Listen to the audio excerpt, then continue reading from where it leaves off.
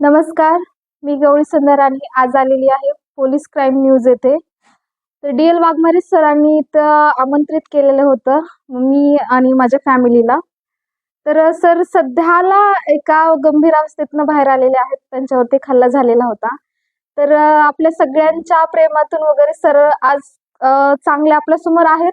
तब्येत त्यांची चांगली आहे.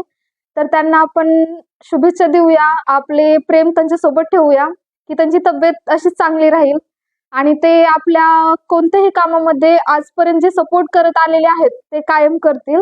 आणि सरांना खूप खूप शुभेच्छा. ते सुखी आणि समृद्धी आहेत. ते त्यांचे शारीरिक स्वास्थ्य पण ठीक आहे. त्याबद्दल त्यांना आपण शुभेच्छा देऊया आणि थँक्यू की त्यांनी आज आम्हाला इथं बोलवलेलं.